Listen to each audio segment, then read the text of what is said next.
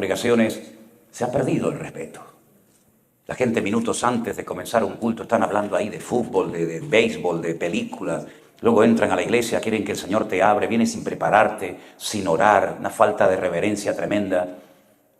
En nuestra iglesia, por ejemplo, yo le he dicho a los muchachos, no me vengan con pantaloncitos cortos y con, ¿cómo lo llaman aquí? Las zapatillitas esas de playa. Digo, oye, vamos a tener un mínimo de respeto, ¿no? Cuando van a la playa, vístanse para ir a la playa, pero cuando van a la iglesia, un mínimo de respeto, ¿no? E incluso les decimos a la gente que ve nuestros cultos en la casa, porque no tenemos una iglesia presencial en todas partes, les decimos, oye, cuando sea el día del culto, oiga, hágalo con temor y temblor, hágalo con reverencia, hágalo con respeto. Porque el Señor se merece lo mejor de nuestra parte, ¿sí o no, hermanos?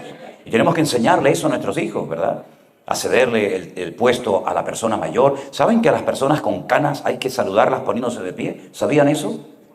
Bueno, si no lo sabían, ya lo saben.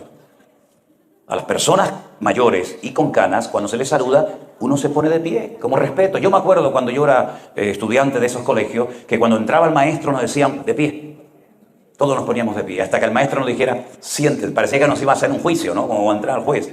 Y cuando nos decían que nos sentáramos, tenemos que recuperar tantas cosas, hermanos. Tantas cosas. Una de las primeras palabras que aprendíamos cuando éramos niños, ¿cuál era? Gracias. ¿Sí o no? Gracias. Hoy en día le dice al niño, ¿cómo se dice? Y el niño dice, dame más, dame más. ¿No? Tremendo. Yo quiero hablarles en esta mañana de dos personajes que me han llamado poderosamente la atención leyendo el libro de los jueces. Porque como he dicho en varias ocasiones, estoy leyendo el libro de los jueces y son tantas las historias y las cosas que suceden en estos 200 años de historia que podríamos hablar horas, días, semanas y meses enteros acerca de cosas que ocurrieron en este periodo tenebroso de la historia del pueblo de Israel. Pero en el capítulo 8 se nos habla acerca de un campesino, de un hombre que estaba asustado en una cueva, tratando de proteger su cosecha del enemigo que les estaba oprimiendo y amargando la vida. Y este hombre un día recibe un llamado de Dios, una visita de un ángel que le dice, tú vas a ser el instrumento que Dios va a utilizar en este tiempo para traer libertad y victoria y liberación a tu pueblo. Y él duda, él no se ve capaz de que el Señor lo pueda usar a él. Él dice además, ¿Dios? ¿Qué Dios? ¿Dónde están esas maravillas, esos milagros y señales y prodigios que nuestros padres nos contaron que Dios hizo? Mira cómo estamos hoy en día, amargados, frustrados, nos roban las cosechas, no levantamos cabeza. Pero sin embargo el Señor está tratando de ayudar a Gedeón a que termine de creer y de interiorizar que Dios no le ha fallado al pueblo, sino es al revés. Es el pueblo el que le ha fallado al Señor. Y finalmente, después de una serie de pruebas que ustedes seguramente conocerán, él finalmente cree y acepta que ha llegado el momento de servir al Señor con poder, con valentía y con eficacia. Y ese hombre, cuando liberta al pueblo de la esclavitud de los madianitas, que eran terribles, violaban a las mujeres, se llevaban las cosechas, en fin, que eran unos enemigos terribles. Al final de sus días, el pueblo en agradecimiento lo quieren nombrar rey. Y él dice, no.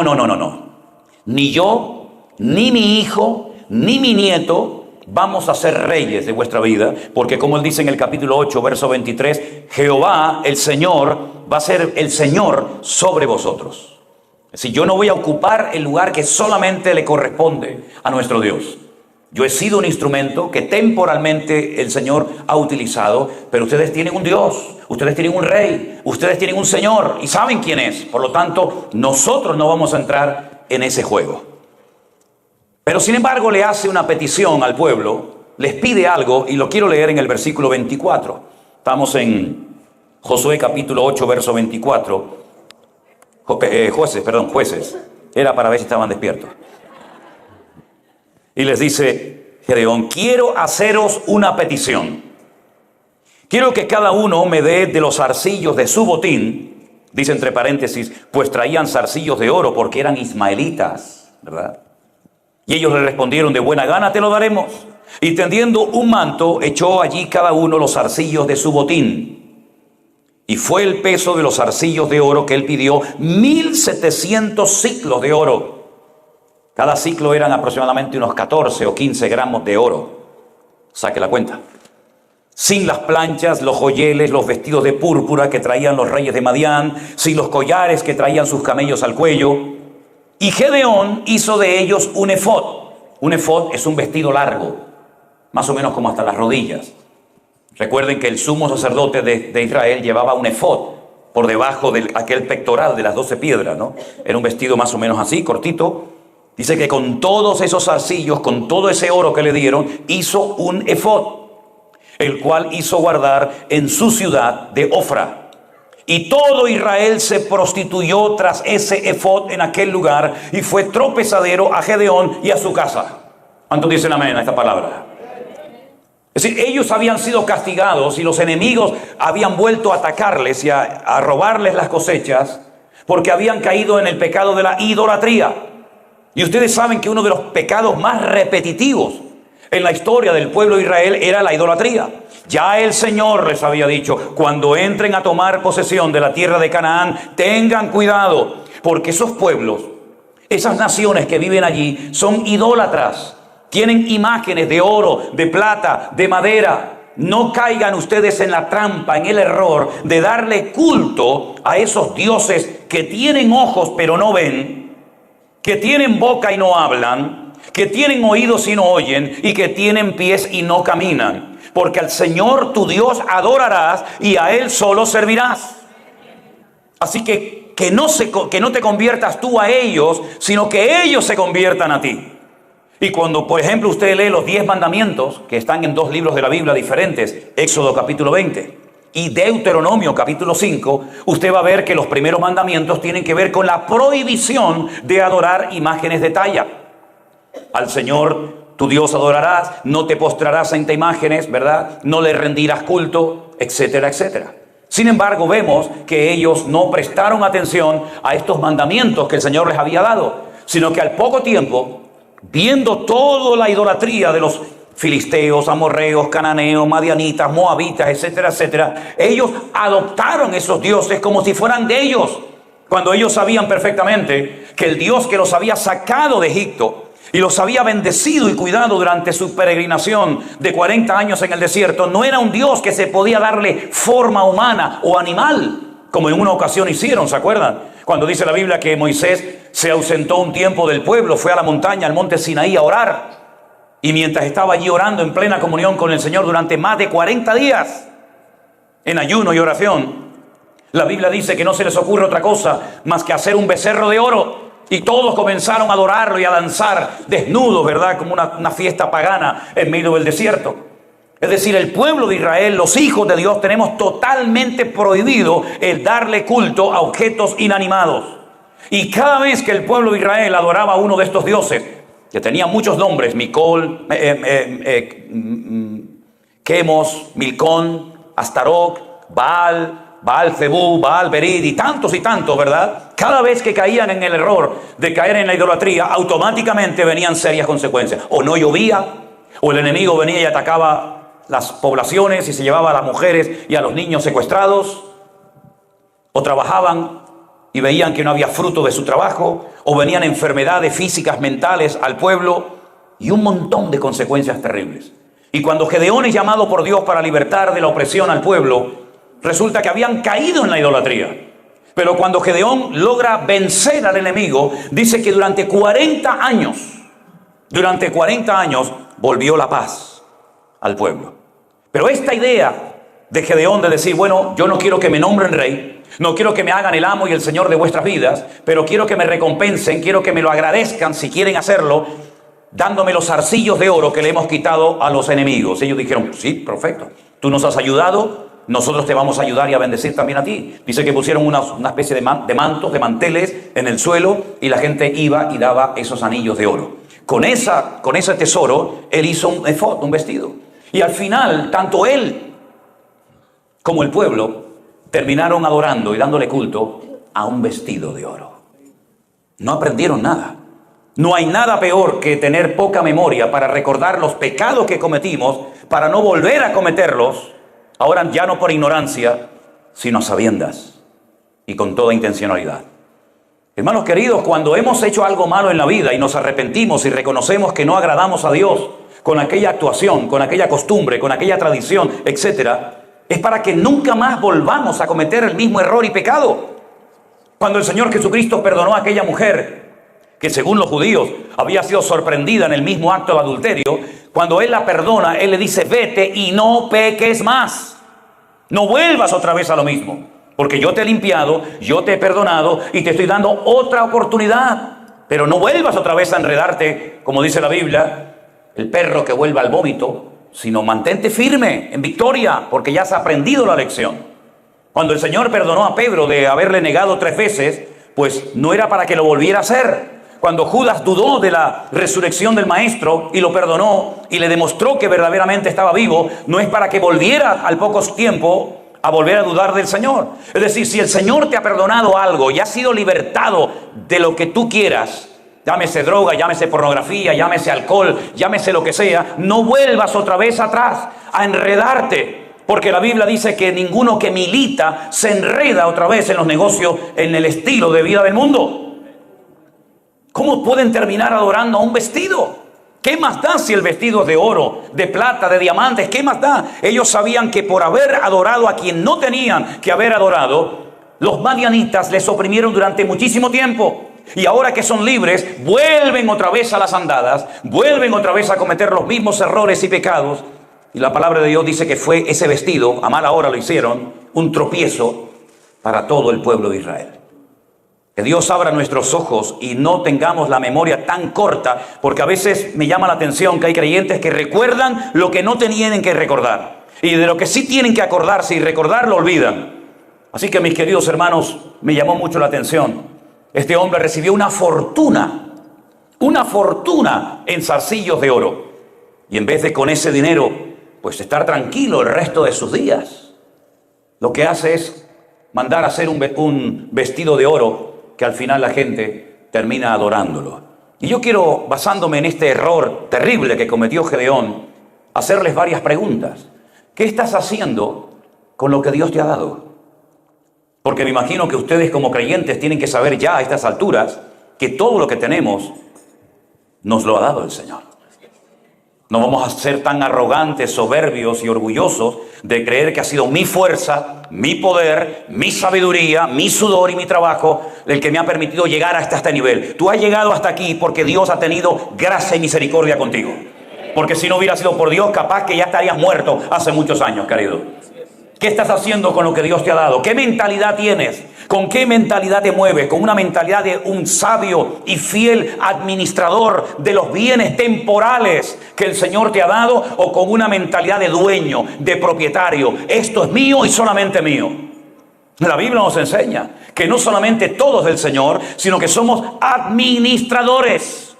Como diría el texto original, ecónomos. ¿Qué era un ecónomo? Era un esclavo que había tenido la bendición, digamos la suerte, el privilegio, de que su amo le dio como administrador todas sus posesiones para que éste cuidara de ellas. Tal vez el ecónomo, el administrador más conocido de la Biblia, sin lugar a dudas, fue José. Era un esclavo, pero un esclavo a otro nivel. No era el esclavo de esclavos que estaba para limpiar los pies y para hacer las peores funciones o labores del hogar, sino que era un ecónomo, uno que administraba los bienes de su amo Potifar. Dice que puso todo bajo su protección, bajo su cuidado, menos el pan del que comía. ¿Qué significa eso? Menos mi mujer. Así es un eufemismo, es una forma de decir: todo está bajo tu protección, tú eres el que lo administra, recordando que no son tuyas las fincas, los terrenos, las vacas, el dinero, etcétera, sino que tú eres una persona que me administra mis cosas, ¿verdad? Eres como mi hombre de confianza, mi mano derecha, menos mi mujer, menos el pan del cual como.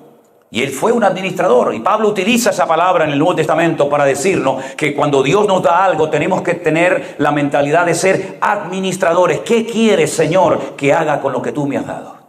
¿Tenemos un corazón generoso o somos avaros? Ustedes saben que los seres humanos, la inmensa mayoría, nacen con el puño cerrado. Los niños nacen con las manitas cerradas. Y muchos viven con la manita cerrada y mueren con la manita cerrada. ¿Por qué? Porque creen que lo que tienen es de ellos. No son solidarios, no tienen un corazón generoso, les da igual ver la necesidad de otra persona, yo y nada más que yo. Son egocéntricos, ellos son el centro del universo. Y la Biblia nos enseña que tenemos que ser cristocéntricos. Nuestra vida gira en torno al Señor como un satélite, ¿verdad? Como el planeta Tierra que gira alrededor del Sol. Si el Señor fuera el Sol que se compara, dice yo soy el Sol de justicia, somos nosotros los que giramos en torno al Señor y le decimos al Señor, Señor, ¿qué quieres que haga? ¿Cómo puedo servirte? No solamente se sirve al Señor desde un púlpito con un micrófono en la mano como pastor o predicador predicando la palabra. Esa es una forma de servir al Señor. Pero otra forma también es orando por las personas que van a un lugar a predicar la palabra del Señor. Que Dios les dé fuerza, que Dios les dé sabiduría, que el Señor los proteja, que guarde su salida y su entrada. Otra forma es ayudando, ¿verdad?, a que se hagan eventos, comprando Biblias, comprando libros, financiando a una persona que le hubiera gustado aquí, pero no podía venir, y tú te enteraste y le dijiste, bueno, hermana, yo te voy a pagar para que tú puedas viajar. Es decir, ser solidarios, no ser egoístas, avaros. Eso es lo que dice la palabra del Señor. ¿Cómo estamos utilizando lo que Dios nos ha dado? Tenemos una visión amplia del cuerpo de Cristo, como ayer cuando tuvimos una reunión fundamentalmente para los miembros de la iglesia, no habían visitas, era algo, digamos, más casero. Yo les dije, hermanos, tenemos que tener una visión de cuerpo, una visión amplia, no solamente mirar lo que a mí me hace falta, sino también mirar más allá de nuestras fronteras, mirar más allá de nuestros templos y tener esa visión amplia. En el Centro Evangélico Vida Nueva enseñamos que somos una sola iglesia, que se reúne en diferentes lugares y horarios por motivos, ¿verdad?, de distancia, etcétera. Pero tenemos la visión de que somos uno en el Señor. Y por eso tenemos que ser solidarios y no como Gedeón, que utilizó sus bienes para hacer algo que nunca tenía que haber hecho. ¿Cuántos creyentes se han metido en líos, en negocios y en deudas que se podían haber evitado si hubieran primeramente consultado al Señor? Luego incluso algunos se enfadan con el Señor. Señor, el negocio me salió mal, perdí dinero, perdí esto. Claro, hijo, pero tú estás trabajando como si fueras el dueño, con mentalidad de amo. Y le dices al Señor que te acompañe y que apoye tu agenda cuando eres tú el que le tienes que preguntar al Señor en humildad. Señor, ¿qué quieres que haga con todo lo que tú me has dado? Porque la Biblia dice que cuando Dios da algo y no lo usas para Él, al final se lo va a dar a otro. Porque no has sido sabio y no has sido un fiel administrador en la casa de Dios. Amén, hermanos. Miren, durante años yo tuve un sueño que nunca lo pude ver cumplido. Y gracias al Señor lo vamos a ver hecho realidad. Y les cuento rápidamente. Nos han tratado tan bien la gente cuando viajamos por el mundo. Nos invitan a comer, nos alquilan un hotel, una casa, lo que sea. Nos prestan un coche, un carro. Que yo decía, Señor, a mí me gustaría algún día poder bendecir a personas, por ejemplo, que están cansadas en la obra, porque los pastores también se cansan. Incluso algunos se cansan de tal manera que abandonan el ministerio y se van a dedicarse a otra cosa. Qué lindo sería, Señor, si pudiéramos tener un lugar donde las familias con sus hijos, los pastores o no pastores, pudieran ir a descansar. Qué hermoso poder tener un lugar para hacer retiros, campamentos, convenciones, vigilias de oración, seminarios bíblicos. Un lugar amplio, grande, donde la gente pueda ir a descansar, a pasarlo bien, de vacaciones. Y orábamos en esta línea. Yo le decía, Señor, danos ese lugar, Padre. Resulta que un día en internet navegando, viendo diferentes propiedades, vi una finca, un terreno enorme. Enorme. Nosotros hablamos en metros, no hablamos en acre ni nada de esto. Tiene más de 27.000 metros cuadrados, hay varias construcciones dentro, tiene unos terrenos inmensos, hay cantidad de árboles de naranjas y de limones. Y entonces nos pusimos en contacto con esta señora, es una señora, la propietaria de esto. Era una finca que antiguamente la explotaban para el tema de la agricultura, pero ya la señora está muy mayor y no quiere seguir en esto. Y llegamos a un acuerdo con ella y nos hizo una rebaja bastante grande y hemos dado ya una señal para poder hacernos con esta propiedad. Y entonces les quiero compartir esto. ¿Por qué? Porque en esa propiedad, cuando el Señor no nos permita adquirirla, Dios mediante para el mes de mayo, tal vez junio, vamos a tener que comprar un montón de toallas y sábanas y mantas y colchones y tenedores y cuchillos y montones de cosas para que cuando la gente venga, cuando los jóvenes vengan, las familias vayan allí a hacer alguna actividad de vacaciones, pues puedan tener un lugar, ¿verdad? Y que tenga usted su toalla, su manta, su colchón, su almohada o todo lo que sea. Ahí hay una oportunidad para apoyar este evento, este proyecto. También una de las cosas que necesitaremos son personas que quieran venir a ayudar, a limpiar, a pintar, a cortar árboles, a poner todo aquello decente. Ya tenemos una pequeña lista de hombres y de mujeres que me dicen, hermanos, nosotros vamos, ayudamos a pintar, a arreglar. Es decir, cuando alguien está aburrido en las cosas del Señor, es porque a lo mejor no le han abierto los ojos y le han indicado que la obra del Señor necesita de obreros, de hombres y mujeres que sin protagonismo, sin esperar nada a cambio, están dispuestos a invertir de su tiempo, de sus recursos, de sus bienes materiales para bendecir la obra del Señor. Se preguntarán algunos, porque yo ya llevo mucho tiempo en esto y ya soy muy mayor. Y sé que a veces la gente dirá, ¿y esa propiedad va a estar a nombre de usted, Pastor Manuel Sierra? No, Señor. No, porque no es mi propiedad. Esa propiedad va a estar a nombre del Centro Evangélico Vida Nueva.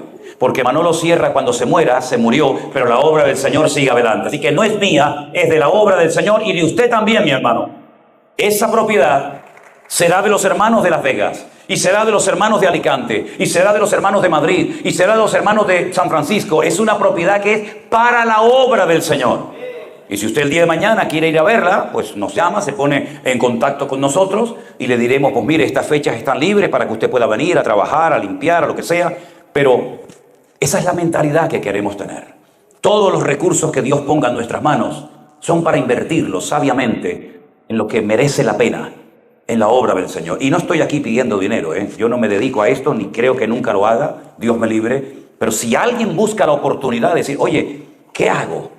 Bueno, si quiere, yo le oriento y yo le ayudo, ¿verdad? Ahora, si no quiere, no pasa nada. Si no entra por un lado, entrará por otro. Ya el Señor nos tiene acostumbrados que cuando entramos en nuestras habitaciones y nos ponemos de rodillas y oramos al Señor, el Señor manda a los cuervos con carne y con pan en los picos y nos trae la comida que a lo mejor el otro no quería traernos. Por cierto, anoche cuando me fui, le dije, póngame algo de comida, porque yo no sé, antes de predicar, y además estoy muy mal del estómago últimamente, póngame, y me pusieron 500 pastelitos de dulce, ¿no?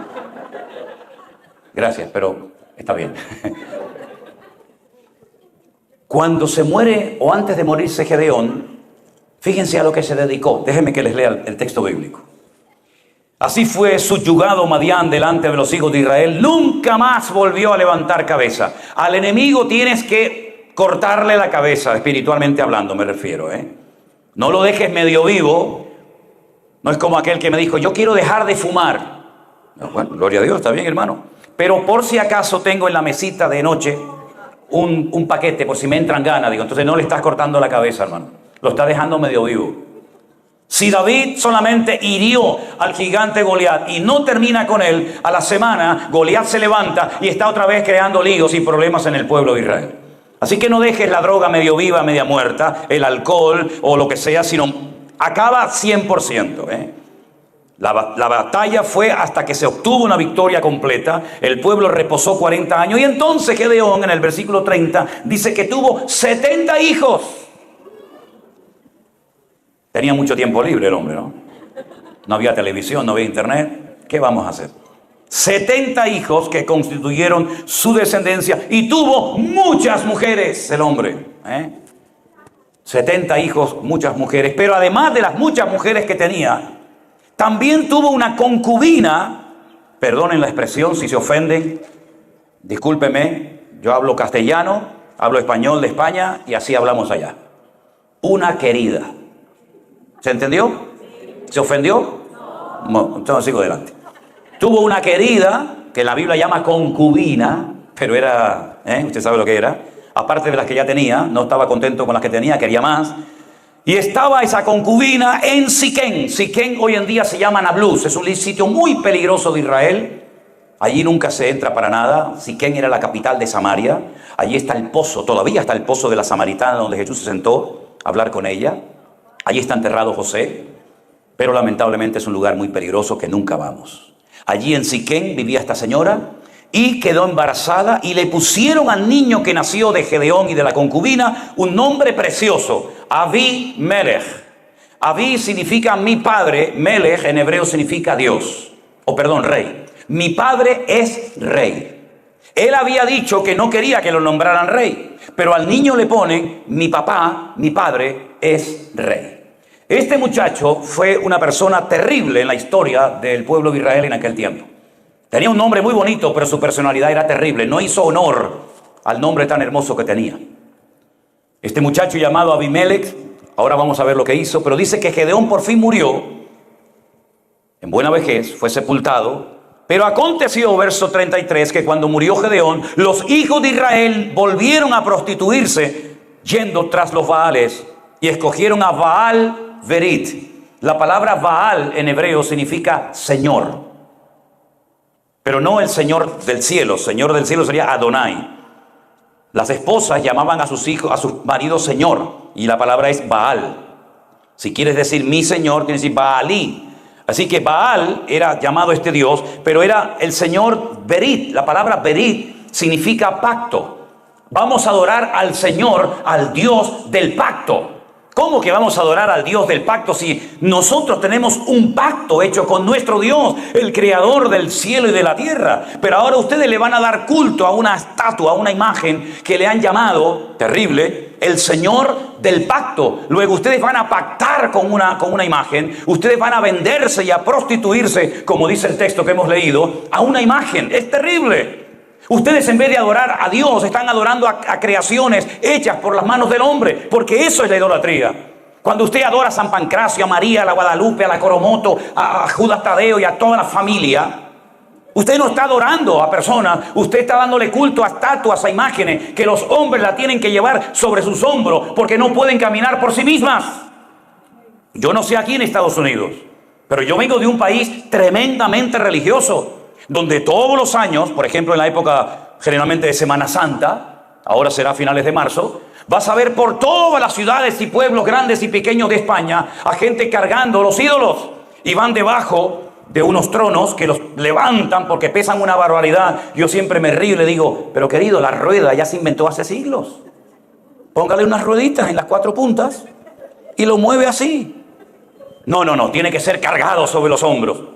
Se calcula que cada uno lleva entre 45 y 50 kilos aquí en el cuello. Y van descalzos. Y tienen que cargar esos tronos. ¿Por qué no caminan solos? San Pancracio, hoy te toca a ti, querido. Salga a dar un paseíto.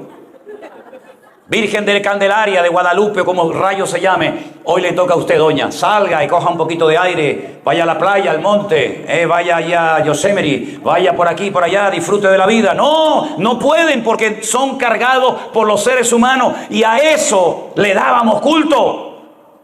Y ante eso la gente se humillaba y lloraba. Y se daba con un látigo y caminaban de rodillas. Y cuando yo era pequeñito me llevaban a esas procesiones terribles. Que aquello parecía más que nada un funeral, más que una fiesta. Con aquellas vírgenes con espadas clavadas en el corazón, con pelo natural, que a mí me daban un pánico, aquellas cosas terribles. Así quedé traumatizado con todo eso. Y pasaba el Señor, una estatua del Señor atado a una columna, y cuando pasaba por delante de ti le veías la espalda toda lacerada, toda llena de sangre, y decías, mamá, ¿qué pasa? Dice, no sé, el Señor, es el de Dios, el Señor, pobrecito. Y pasaba, y a los 2 minutos pasaba dentro de un féretro. Yo digo, pero se acaba de pasar en la columna, ahora ya está en el féretro. Pero es que había nacido en diciembre. En diciembre nacía, decían, y en abril lo mataban. Digo, qué rápido nació, qué rápido creció. Terrible, hermano. Esa fue nuestra vida religiosa. ¿Y quién enseñó esa basura? ¿Quién trajo eso aquí? Los españoles lo trajeron. Fueron ellos los que trajeron a América, a México, a Colombia, a Perú, a Argentina, a Ecuador, a Bolivia. Trajeron todo eso. Religiones muertas que no servían para nada allá en el viejo continente, las trajeron para acá y hemos sido idólatras durante años por ignorancia. Pero ahora ya no le vamos a dar nunca más culto a imágenes. Ahora adoramos al Rey de Reyes y al Señor de los Señores, que nos ha cambiado la vida, mi querido hermano. Bendito sea Dios, bendito sea Dios. Y no tenga miedo de decir, se acabó, hasta aquí llegaste, papá, en una bolsa fuera para la basura. Y si no, que se defienda. Defiéndete. Gedeón, cuando fue llamado por el Señor, fue al campo y destruyó la estatua de su padre. Y al día siguiente dijeron, hay que matar al que destruyó la imagen del papá de Gedeón. Y el papá de Gedeón dijo, bueno, si es Dios, ¿por qué no se defendió? En otras palabras, no tenga miedo de obedecer a Dios. Haga una limpieza de vez en cuando del hogar. No solamente saque la basura, también la basura espiritual, que a veces trae ataduras y trae maldiciones y trae mal ambiente a las casas. Nunca me olvidaré, yo estaba predicando al aire libre en una campaña evangelística hace años en Canarias. Y había un señor sin piernas que lo ponían cerca de la plataforma todos los días y escuchaba la palabra. Este señor al final se convirtió al Señor, se bautizó. Pero el primer día que este hombre se convirtió, me llevó a la habitación de su casa. Y cuando entré en la habitación, hermano, aquello era el Vaticano en miniatura. Todas las paredes estaban llenas de santos, de vírgenes, de fotografía. El del cuchillo, el de las pinas, el de la espada, el de la cruz. Aquello era terrible. Y me dice, ¿y ahora qué hago con todo esto? Digo, con todo esto, si quiere yo le ayudo. A mí me encanta esto, Leña y al fuego. ¿Y saben qué lo hizo? Pero comenzó a llorar. Me dijo, ¿saben qué, hermano? Mire la pared como está, toda llena de agujeros. Para que cuando vea esos agujeros se dé cuenta de dónde te sacó el Señor. Así que, mis queridos hermanos, yo doy gracias a Dios que nuestros ojos fueron abiertos y que nunca más volveremos a esa ignorancia, a ese engaño, a esa manipulación, a esas mentiras creadas por las manos del ser humano, pero que no tienen poder ni para hacernos daño, ni para hacernos cosas buenas, porque están muertos. Y dice la Biblia, y los que lo adoran son igual que ellos, están muertos espiritualmente hablando. Cuando este hombre muere, dice la Biblia que no tuvieron misericordia de su descendencia, no se acordaron de todo lo bien que se había comportado con ellos, no se mostraron agradecidos, verso 35, no se mostraron agradecidos, no le dan gracias a Dios por la vida de este hombre que se esforzó y fue valiente hasta el final, pero resulta que aquí hay uno que tiene heridas en el alma. ¿Por qué? Porque es un hijo ilegítimo, fuera del matrimonio, ¿se acuerdan? Tenía muchas mujeres y 70 hijos legales reconocidos. Pero don Gedeón tenía en la ciudad de Siquén, capital de Samaria, una amiga con la cual había tenido un hijo que se llamaba Abimelech. Y este estaba dolido porque había sido algo extramatrimonial. Y no hay nada más peligroso que una mujer o un hombre dolido, herido, que no le permite al Señor sanar la herida de su corazón. Les voy a hablar brevemente de dos muchachos que fueron criados o se tuvieron fuera del matrimonio legal. Uno es Abimelech, mi padre es rey, un hombre dolido que van a ver lo que llegó a ser, terrible lo que hizo, pero el otro rompió lo que en hebreo se conoce como la perfección. Si cuando un padre llenaba la aljaba, dice, bienaventurado el varón que llenó su aljaba de hijos, ¿cuántas flechas cabían en el saquito, en la aljaba? 7. Cuando un padre había tenido el privilegio de tener 7 hijos, yo anoche cuando oramos por Bianca, ¿está por aquí? ¿No están? Que vi 2 muchachitos y una niña, le dije, te faltan 4. Para que sea todo perfecto. Así que adelante, hermano, esfuérzate y sé valiente. Cuando un papá tenía 7 hijos, se consideraba el hombre más privilegiado y gozoso del mundo, porque tenía la perfección familiar. Tengo mi esposa y 7 hijos. Y si eran varones, más todavía. Pero resulta que David era el 8º.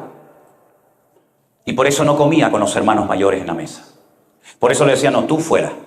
Tú vete al monte a cuidar las ovejas de papá y allí te buscas la vida. Si comes, me da igual. Si bebes, me da igual. Si te ataca un oso o un león, allá tú. Pero aquí comemos los legítimos y tú afuera.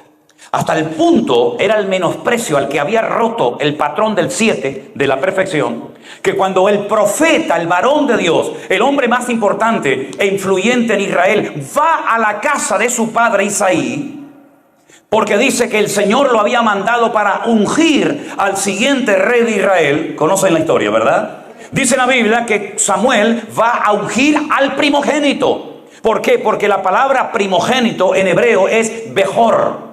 Y Bejor viene de Berajá, que es bendito o bendición. Es decir, el primogénito es el que hay que bendecir. Y el Señor le dice, no lo hagas, no lo unjas, porque tú miras la apariencia exterior, pero Dios mira el corazón.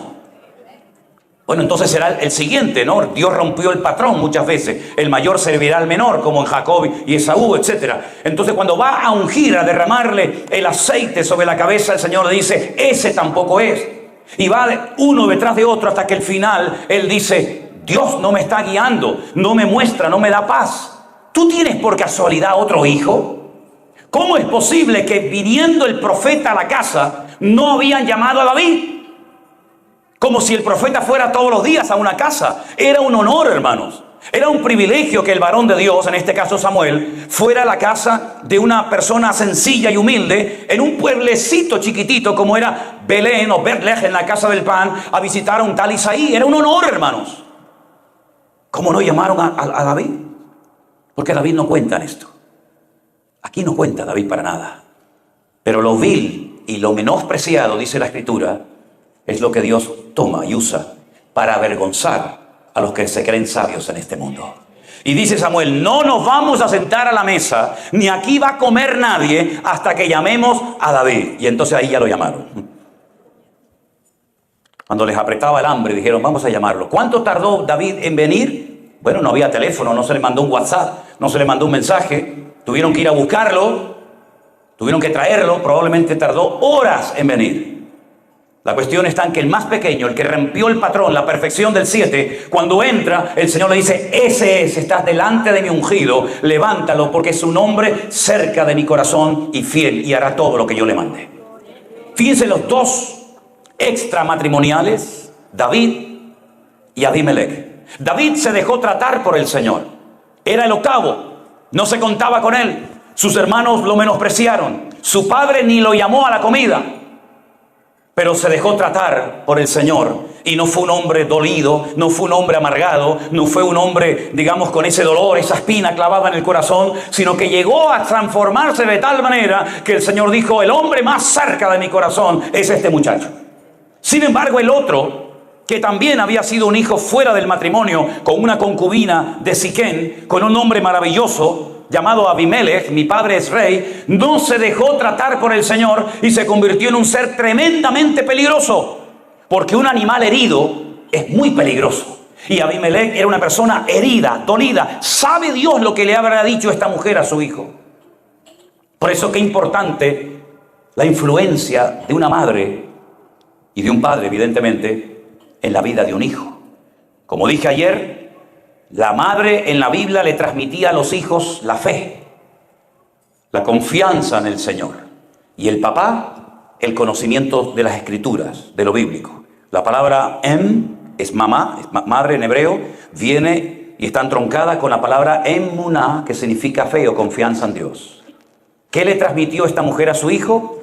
Mira cómo nos tratan, tu padre nos tiene abandonados, no nos pasa el dinero de todos los meses.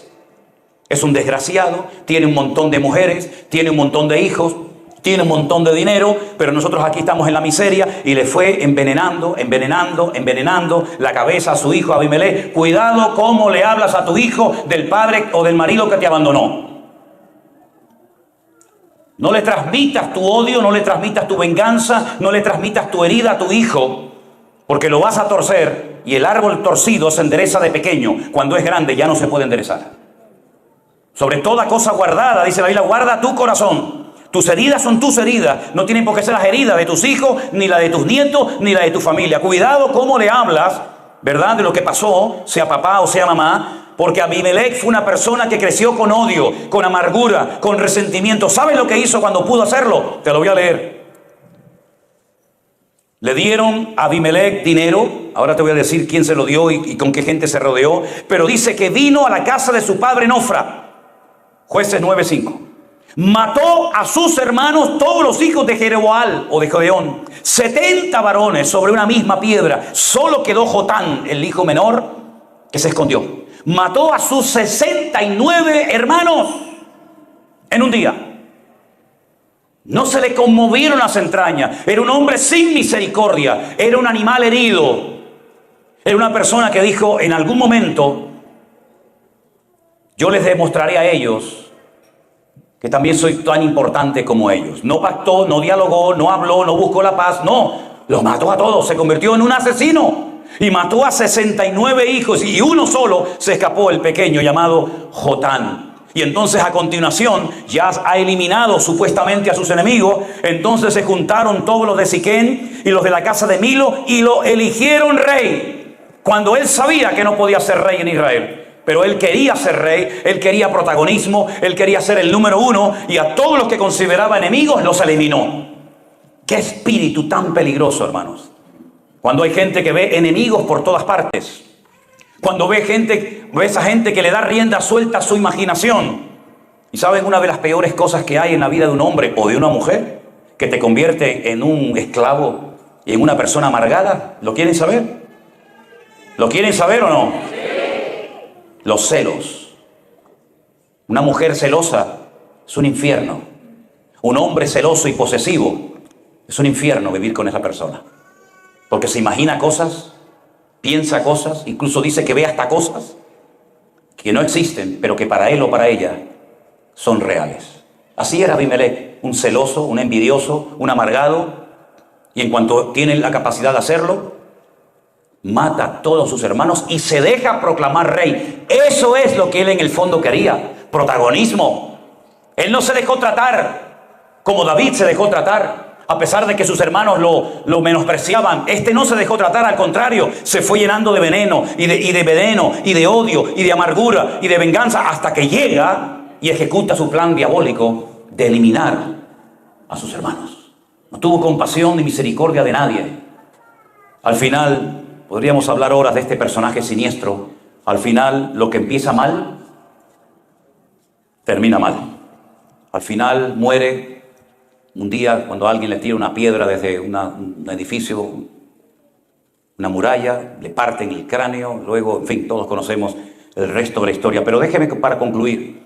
¿De quién se rodeó este hombre? Si a sus hermanos no los quería y los mató, ¿quién apoyó a este muchacho? ¿Quién ayudó a este Abimelech, este personaje siniestro?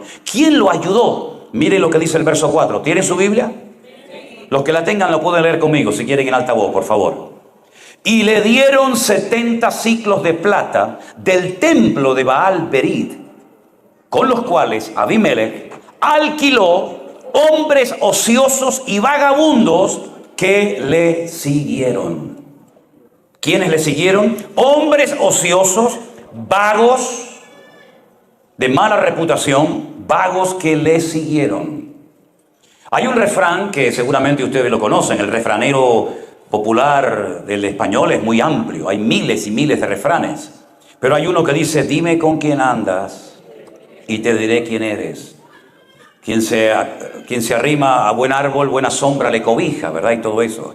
Proverbio dice: anda con sabios y sabio serás. Este se rodeó de lo peor, de la peor calaña, vagos, ociosos, personas que no querían hacer nada, pero los compró con dinero, los alquiló, dice la Biblia, y entonces le apoyaban. ¿Sabes? Tú tienes que orar al Señor para rodearte de gente que te amen tanto, que sean capaces de decirte cuando hagas algo mal, que te lo digan. Si solamente te rodeas de personas que te van a favorecer y te van a decir lo que tú en el fondo quieres oír, tienes un gran problema. ¿Qué es lo que hacen la mayoría de los políticos? Compran a los que les rodean, los alquilan como hizo Abimelech, y estos dicen lo que el presidente o el gobernador o quien sea en el fondo quieren oír, pero no se atreven a decirle: usted está equivocado.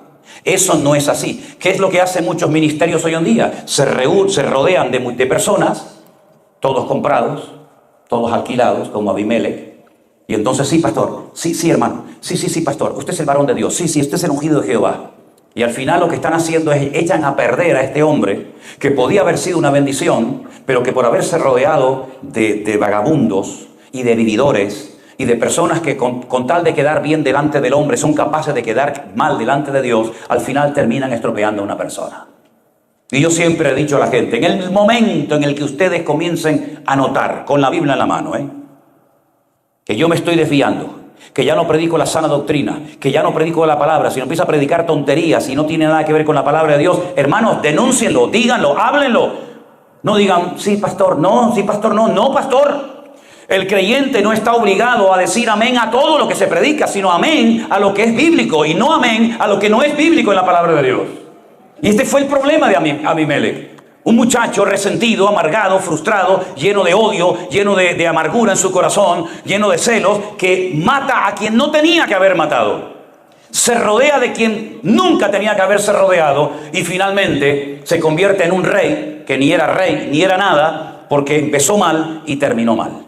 Que Dios guarde nuestras vidas, mis queridos hermanos, de cometer los mismos errores, porque si usted ha notado, en la Biblia no se ocultan los errores ni los pecados de los hombres de Dios.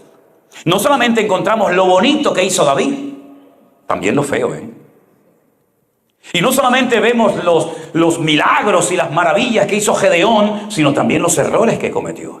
Y la pregunta es, ¿por qué la Biblia no ocultó lo malo? ¿Por qué no se contó? ¿Por qué no se relató solamente lo bueno? Bueno, primeramente para que no tengamos un concepto distorsionado de esos personajes de la Biblia.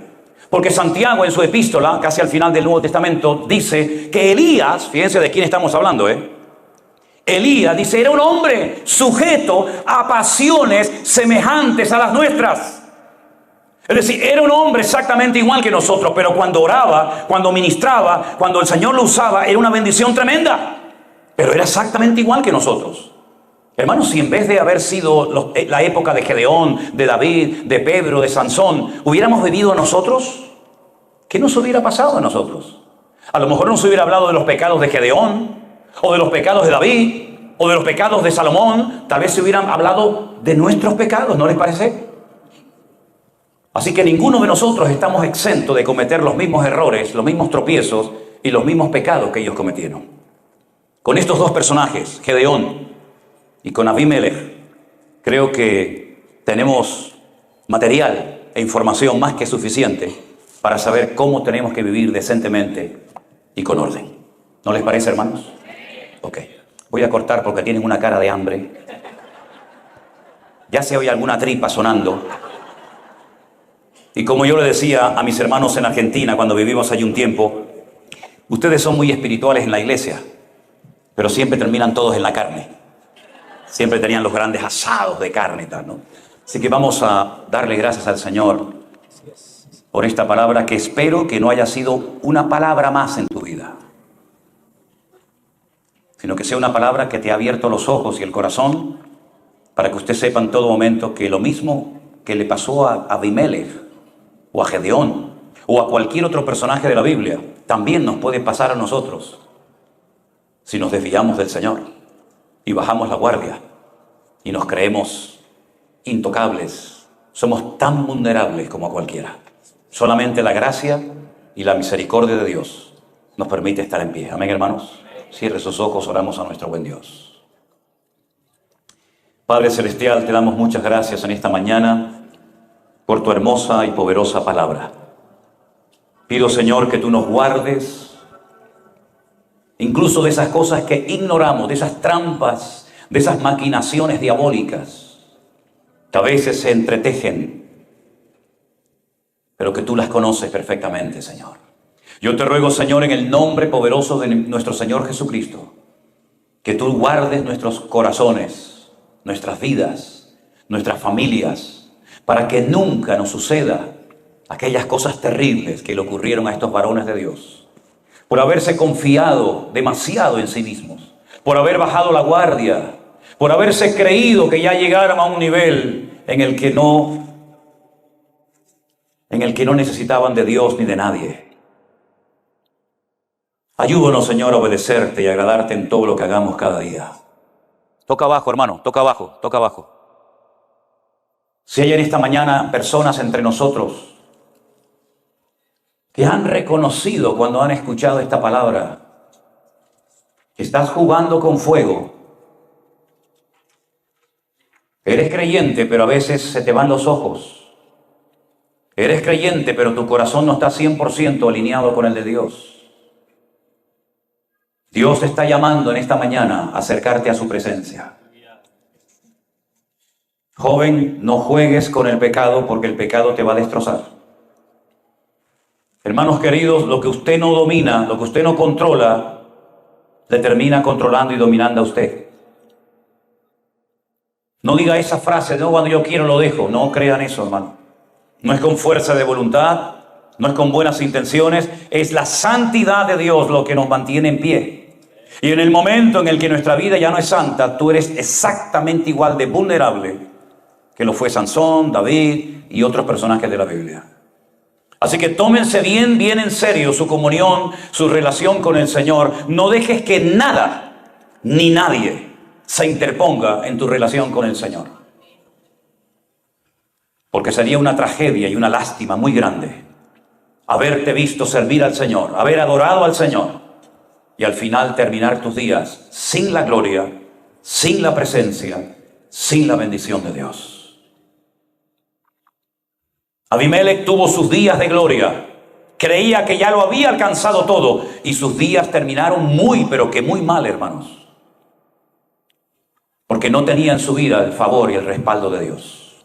Busca siempre que lo que hagas y lo que digas cuente con el aval, con el favor de Dios. Porque de lo contrario, lo que sirves, en lo que quieres servir, como dice la Escritura, será heno, madera y hojarasca, que el fuego de la prueba vendrá y lo destruirá todo completamente. Tenemos que edificar nuestras vidas sobre la roca que es Cristo Jesús, porque nadie puede poner otro fundamento que el que está puesto, el cual es Jesucristo. Que tus obras, tus alabanzas, tu ministerio, tus canciones, tu vida sea piedras preciosas para Dios, sea fuego, sean cosas que permanecen a pesar del fuego de la prueba y puedas mantenerte en pie en el nombre del Señor. Estamos viviendo tiempos difíciles, tiempos peligrosos y vamos a ser sacudidos en muchas maneras. No quiten su mirada del Señor. Confía en Él y Él hará. Gracias, Padre, por tu misericordia. Gracias, Señor, por tu paciencia. Bendice a todos y a cada uno de mis hermanos en esta mañana. Y si usted en esta mañana está al lado de su hijo, de su hija, su esposa, su marido, algún familiar, oren juntos en este momento al Señor. No hay prisa, si no comemos no pasa nada. La comida es secundaria. Tomen la mano, pónganle la mano por encima a su hijo, a su esposa, a su marido y oren juntos al Señor para que no caigan, para que no tropiecen, sino puedan mantenerse firmes, juntos, unidos a Cristo y a su palabra, y que nada ni nadie perturbe la paz del hogar. Saque de su vida, saque de su corazón, expulse de su casa todo aquello que es una mala influencia. Abraham tuvo que echar a Agar y a su hijo Ismael para que viniera la paz del hogar. Si Dios le está poniendo en su corazón que hoy tiene que salir algo de su casa, algo que no es bíblico, algo que no agrada a los ojos de Dios, algo que desagrada el corazón del Señor, sáquelo en el nombre de Jesús. Sea valiente, sea atrevido, y el Señor le recompensará y le bendecirá ampliamente. Pero repito, no deje que nada ni nadie perturbe la paz de su hogar, porque si no hay paz en el hogar, su casa se convertirá en un infierno. Nada más lejos de lo que Dios quiere para nosotros. Guarda las familias aquí representadas, Padre mío. Guarda a nuestros hijos, nuestros nietos, los maridos, las esposas.